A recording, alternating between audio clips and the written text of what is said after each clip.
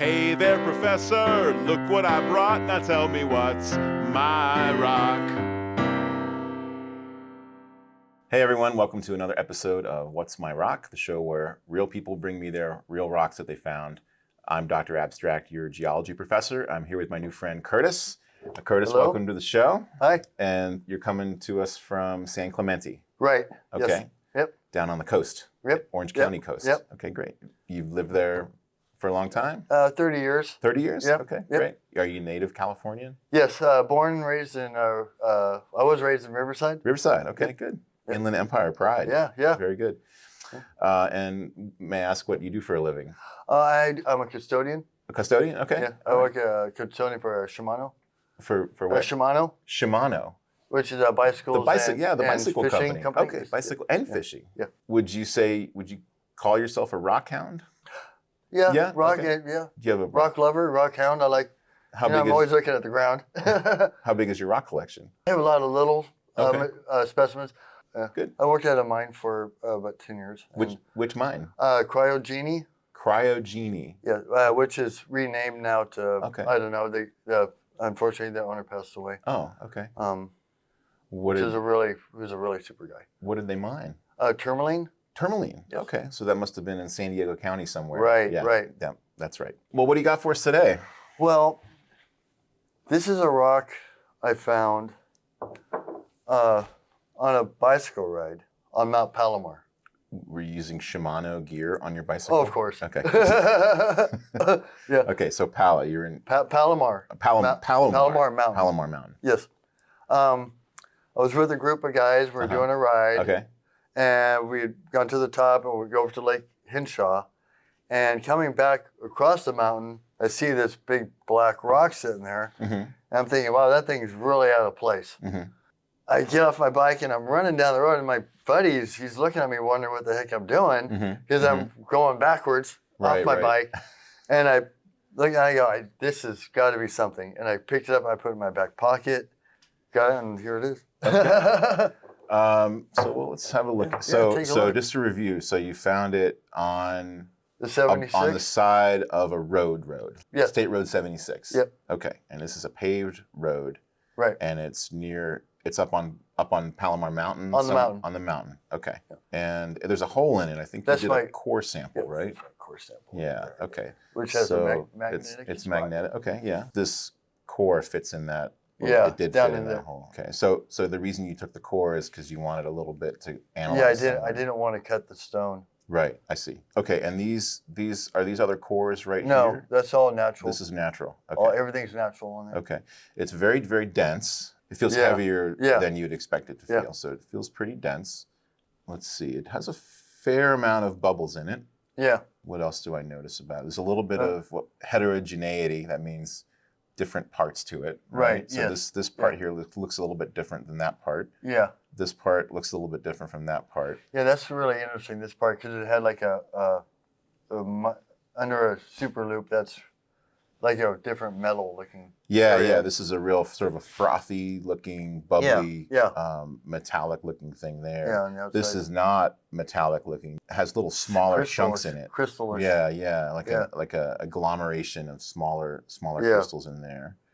On this surface here, it's slightly brown, very faintly brown, Mm-hmm. very irregular. The shape of it is. I mean, this is. It's angled. Or something about when it comes into atmosphere, these are like. In a meteorite, they'd be called regmaglyphs. Okay. Regmaglyphs. Okay. That's what you're talking about, right? Right, The little thumb. Hang. Is it regmaglyphs or regmaglimpse? I'm having a brain fart. I thought they were called flutes. Is it not fluting or? Fluting, yes, but they you could call it fluting, but they have a special term for it. Okay. It's regmaglypts, regmaglyphs, or it's regmaglimpse. Geology has so many ridiculous words. It's Right, not yeah, my- all that stuff. It's not my fault. What do you say there, Dylan? Glyphs. Okay, regmaglyphs. Glyphs. Regmaglyphs. They're called regmaglyphs, which are these. They're features that form when a meteorite flies through the atmosphere due to the friction in the atmosphere. There's a little bit of melting that happens, and there's some characteristic formations that form. We call them regmaglyphs. So I'm gonna look at with my hand lens now. Okay. I see definitely some more small bubbles. It's relatively featureless as far as I can tell, except for occasional bubbles and some of that brown coating. Every once in a while there'll be like a little piece of something, but I think mostly it's pretty homogeneous, except for these two spots where there's this one chunk here that has this little crystals in it. Almost looks like it could be like a little chunk of a natural rock, actually, like a little chunk of a volcanic rock or something trapped in there. And then there's that metallic spot that you were telling me about that I could see as well. Very frothy and very shiny, very glassy. So you think that you found a meteorite here, right? Is that? I'm pretty sure. You're hoping. Yeah, I'm hoping so. You Yes, found I'm a hoping meteorite. it. Okay. So why do you think you have a meteorite? What's Just the because evidence? of the shape of it, Okay. the magnetism in it.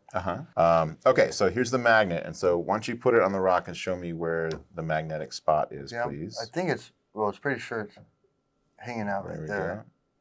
Go. Okay. Gives a little upside down. It's sticking pretty good. Yeah. Okay. Good. Okay, so it's magnetic. It has some features on the outside that you think look like what you've seen pictures of meteorites. By the way, if this were a meteorite, I think it would be an iron meteorite, because there's different types of meteorites, but this would be an iron meteorite because of its density and right. What is this thing? So first of all, I'm not persuaded that this is a meteorite, and I'm going to give you my reasons why. Okay. First of all, I do agree that there's kind of a smoothness to this, but it's not all over the meteorite. Now, usually a meteorite would have these sort of flutings, as you call it, or regmaglyphs all over.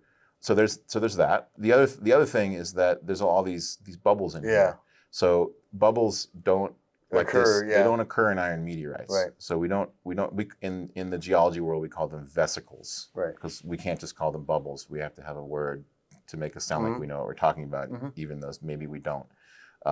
But this has vesicles in it, and so iron meteorites do not have vesicles in them. So that's a problem. The reason they don't have vesicles, by the way, is because iron meteorites are fragments of the cores of planets. When they originally form, they form under some pressure, and so when you have a lot of pressure, you're not going to have gases that expand.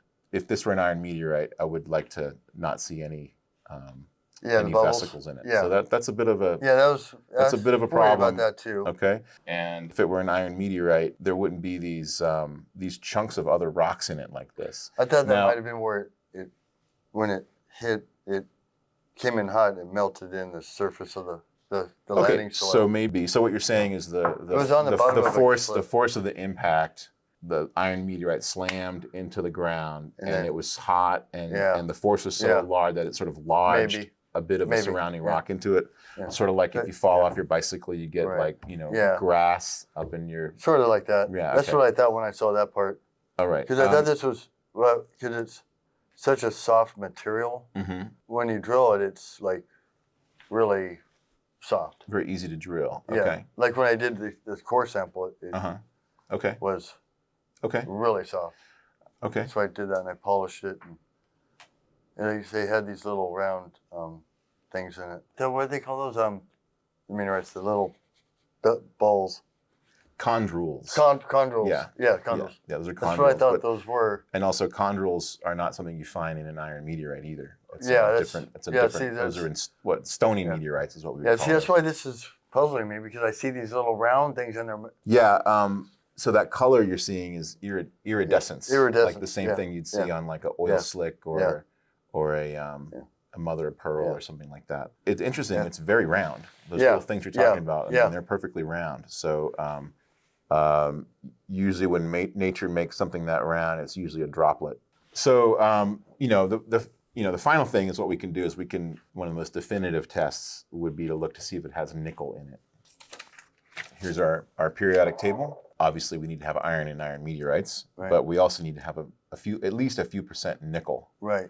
And that is definitive of being an iron meteorite. For sure. Yeah. There's thermodynamic arguments for that, but that's that's what nature gives us. So should we do a test to? Oh, definitely. Yes. Okay, so we're gonna do a chemical test. You've probably seen this on the show, right? We're gonna use the XRF. That's the awesome stuff. Unfortunately, if we don't get any nickel, that's gonna be a real bummer for me. That's gonna be a bummer for you. Are you ready? Yeah, I guess so. Okay. All right. Okay. I'll do the screen. I want to do nervous. this. I want to do the screen. That's crazy. I'm nervous about a rock. Right? It's okay. And you've been emotionally invested in this. This is your absolutely. rock. You found it on a bike ride. Yeah. You have a story. Yeah. You've been showing it to your friends probably, and you've been researching always, it. yeah. And now here you are face to face with finally a get a geology chance. professor. And give me the real deal. I don't mean to be a dream shatterer. That's not. Yeah. Okay, you ready? Yeah. All right, we got it. Okay. All right, does anyone have a drum? Okay. All right, let's press start and we'll see what we get. Okay, so we have 32% iron, 4% copper, and this is nickel, 188, but see there's no percent there. That means we read that as parts per million.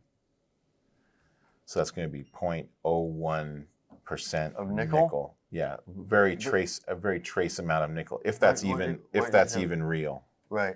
And we need to for this to be an iron meteorite. I need to see that to be at lot of least nickel. like 3-4% nickel. So unfortunately, this doesn't have enough nickel in it for me to believe it's an iron meteorite. Right. Now you can believe it's an iron meteorite if you want. That's fine. Or other people could, but in my opinion, this is not going to be an iron meteorite. Very interesting. Here, let's look at the final report here. So this is the stuff that we found. It's got 33% iron. It has about 13% silicon. It has 6% aluminum, 4% copper. That's pretty high, actually. It's a lot more copper than you usually see. Yeah. About 2% sulfur, about 2% calcium, 1% potassium, 1% zinc. So this is sort of a pig's breakfast of elements. Sure it is. This is a very complicated. Well, it is. Yeah. You wouldn't see any. That's what I thought it was something like I didn't know. Yeah. That's why I had to figure it out. Right. So, but I think the most important thing to your hypothesis of the iron meteorite is that it doesn't have nearly enough nickel. In it, so unfortunately, which is that's sort of. It could be a different type of meteorite. Does it have to be have nickel in it to be a meteorite, or does? I mean, sure, there are many different types of meteorites. Yeah. In fact, there are some meteorites that have vesicles in them, but they're extremely rare. Yeah. I think it was the bullet shaped. Right. That's right. That's pointed. right. There's something going on here, and I don't know what made that, but some sort of motion made that. So I think there's evidence that this actually is as a genuine slag. I think the fact that there's vesicles in here, these bubbles, that's evidence that it was at some point molten. Yeah. Because you can't make a bubble unless it's molten. Right.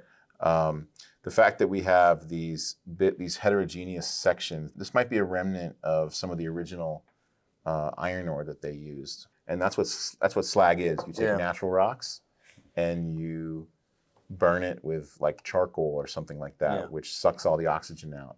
And sometimes that process is incomplete. Why it's by State Road 76, I have no idea, of course, and it might not be slag, but I don't think it's an iron meteorite. So, okay. Any other comments? I don't know.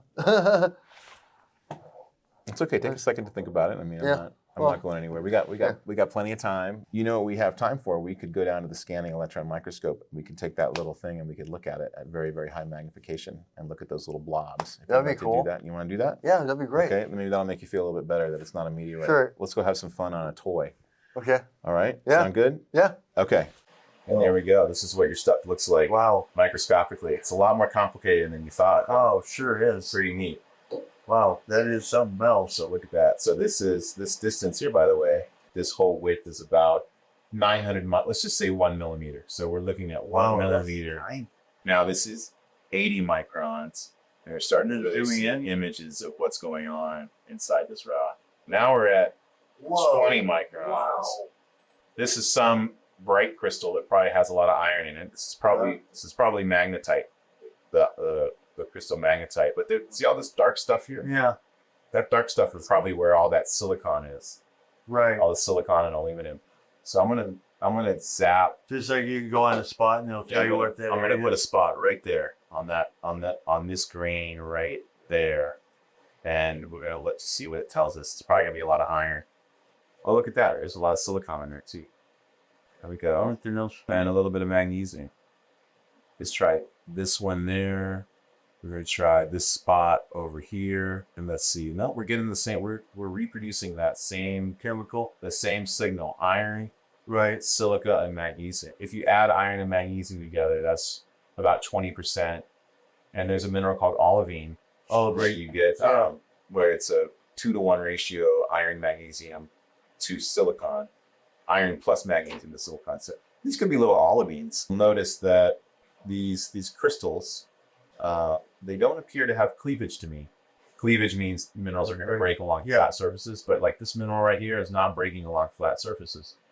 And that's a characteristic of olivine. So I think you've got olivine in this darn rock. We usually don't see long olivine crystals except for rocks called a komatiite, which is something we do not get around here. So, okay, here's something different over here. I'll get a little spot on this one as well. It's brighter, getting right there. And this is copper, sulfur, and iron. So that's going to be chalcopyrite. Chalcopyrite. Chalcopyrite. That was the copper, iron, copper, sulfide. Right. Yeah. That's what that's going to be. That's that sheen I'm seeing. The brassy part. Let's go up here to the tip where you have those circles. Right. Because maybe those circles are chalcopyrite. That looks like one of them right there, doesn't it? Can't Oh, zoom wow. in. Okay. Look at that. That's amazing. Pretty neat. That's really nice. I think That's interesting. I think that's one of your circles right there. Yeah. Okay. Here's the other one. Yeah. Remember there were 2 of them? Yeah. Right next to each other. Uh-huh. So this is one of your circles. Yep. That's it. And here's the other one. Okay. Yep. And then we're going to analyze. This is probably chalcopyrite, which makes sense because chalcopyrite, and many intro geology students learn this, and maybe you knew this, chalcopyrite is a little iridescent. Yeah. And so therefore, that could be a chalcopyrite globule. There it is. Look at that. CUSFE. That's chalcopyrite. Wow. Okay. And now let's just look at the main area one more time. I swear it reminds me of the komatiite. What's that? What's a komatiite? Komatiite is a pretty rare volcanic rock that has these really long olivine crystals. That's an interesting habitat. Yeah, looking at it up close looks a lot different than you thought it would, right? True those. So, oh wait, there's a darker mineral right in here. Let's see what that is. Yeah, and that is aluminum, iron, and aluminum. So that could be some kind of a spinelna. I wonder if this might be a natural rock, some kind of weird, obscure rock. But why would someone have thrown it? This is weird. I mean, I never seen anything melt like that. I mean, well, I don't know much, but this texture is really odd. So komatiites are volcanic rocks that form when they cool very quickly in a melt that has a very low viscosity. Mm-hmm. And I would imagine that's something that could happen industrially, but it's a weird rock. I'm frankly kind of puzzled on this one. I'm a little more puzzled. It's definitely not an iron meteorite. The only thing I could think of it would be a komatiite, but that just doesn't make sense that you would have found that on a bike path. I'm going to try one more analysis. It's a nice flat area there. Just see if we reproduce that. Yeah, in the same composition. It's very unusual. Okay, I think we got everything we need to. Shall we go back up? Go back upstairs? Okay. All right, well, how'd you like the SEM? Oh, that was awesome. Yeah. Yeah. It's fun, right? It's really neat to see what was going on in this little tiny thing. Yeah, it's surprising. On a small scale, yeah. It surprised me. So I've never looked at a piece of slag under the SEM before, so it was a little bit of a shock to me, but I think I understand what's going on. I told you when we were down there, it reminds me of a rock called a komatiite. Right. And a komatiite is a rock that was more common on the early Earth when we had a time of very high heat flow, and rocks melted more. And so it forms from a higher degree of melting than modern, say, basalt rocks. You've heard of basalts, right? Oh, yeah. So komatiite is like a basalt, but it formed at a much higher degree of melting on the early Earth because it was hotter back then. That's the basic model. So they tend to occur in very old parts of the world, which tend to be in these old regions we call shields. The most famous komatiites are in South Africa, in an area, a very old part. Like when I say old, I mean 2-3 billion years old. Right. There's also some komatiites in Canada. I own one of them, actually. I even published a paper on a komatiite once. So I in my paper, I have some scanning electron images of a rock that look a lot like what we saw today. So a komatiite has these really long olivine crystals in it. Not all of them, but they're famous for really long olivine crystals. Some of them are so long, they're like swords. They're like a meter long. Wow. They're really, really long.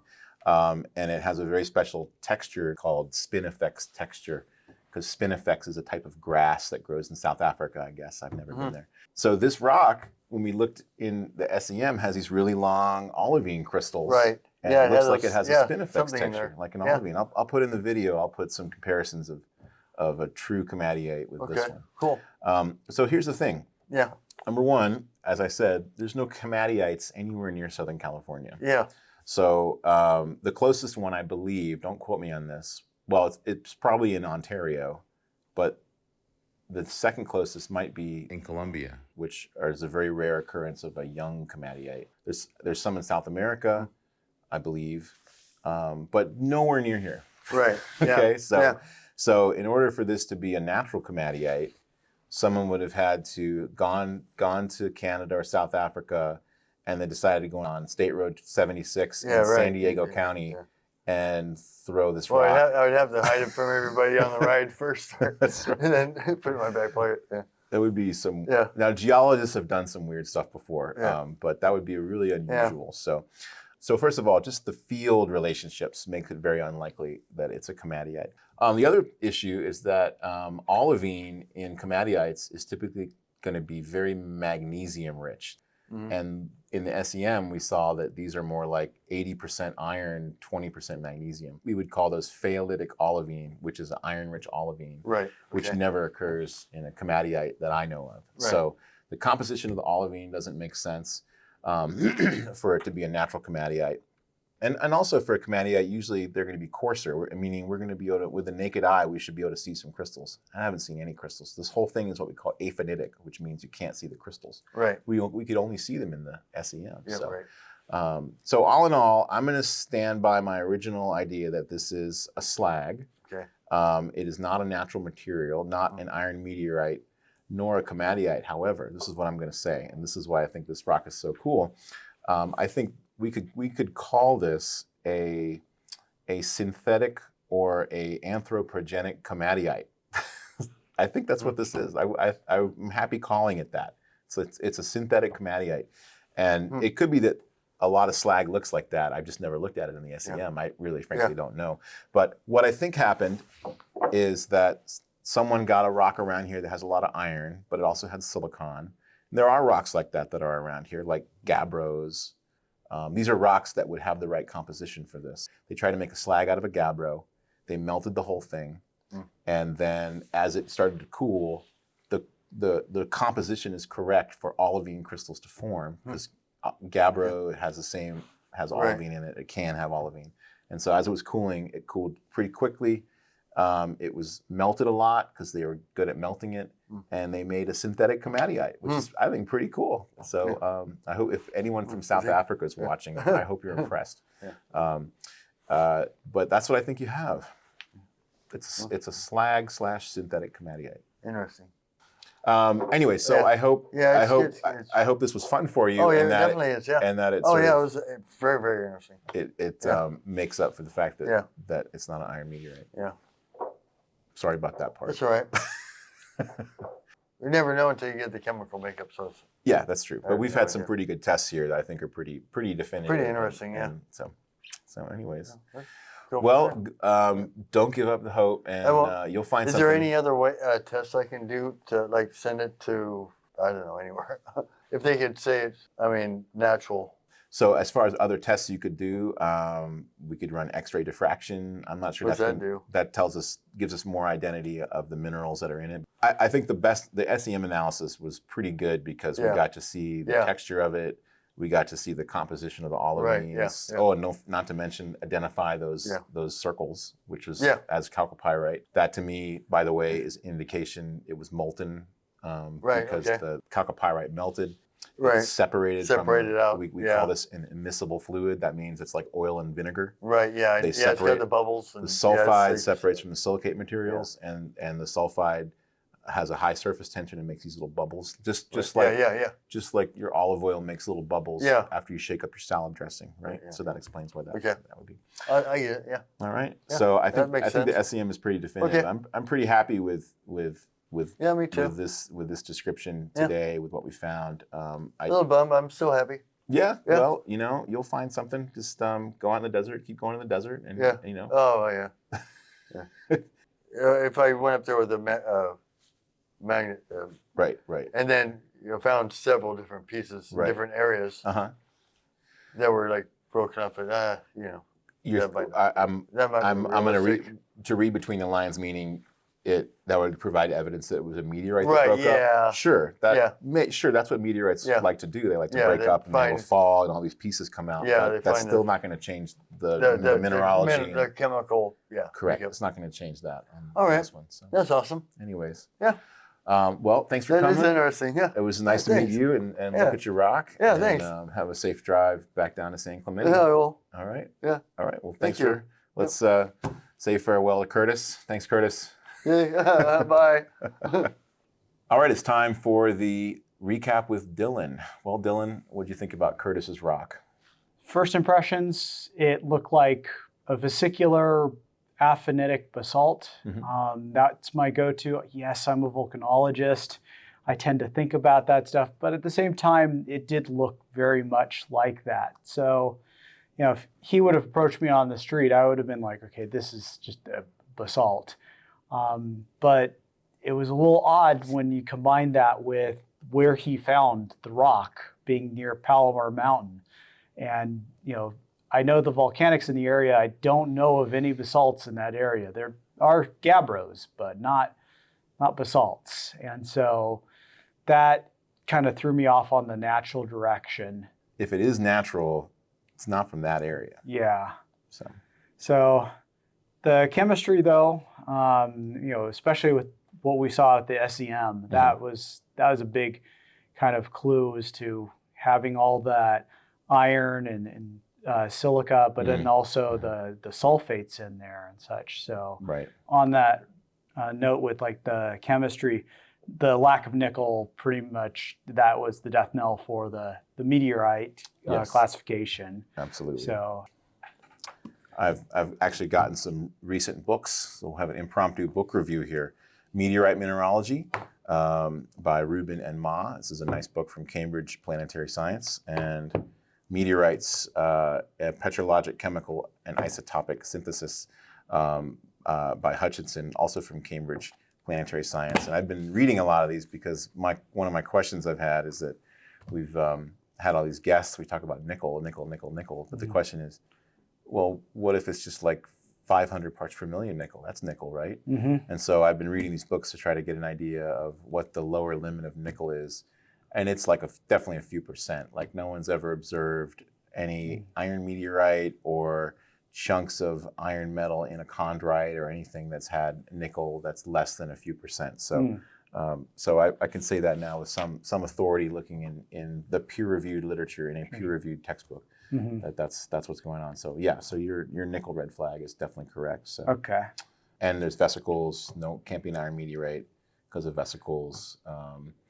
The regmaglyphs that he thought he saw were not really the kind of wavy look to it that you'd expect to see. It could have been broken up though, but I think vesicles and the composition are just not right for an iron meteorite for sure.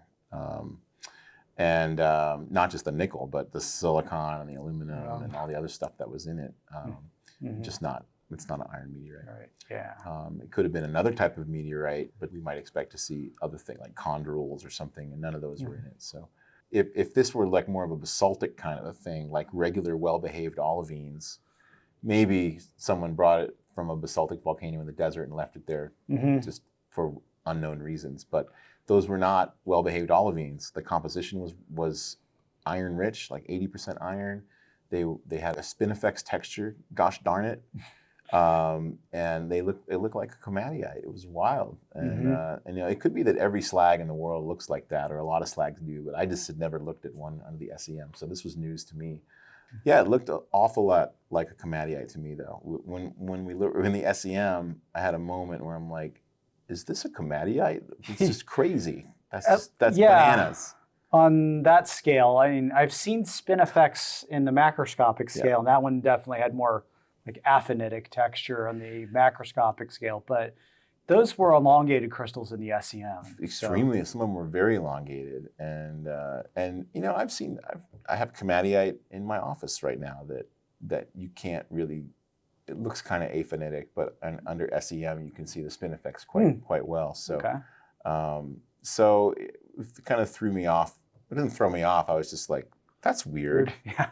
Because I was expecting to see just like a mess. It's slag, right? But the truth is that if you take any bulk composition that thermodynamically favors the minerals in a komatiite and you melt it down, you're going to make a komatiite. It's not going to be natural. It's going to be synthetic.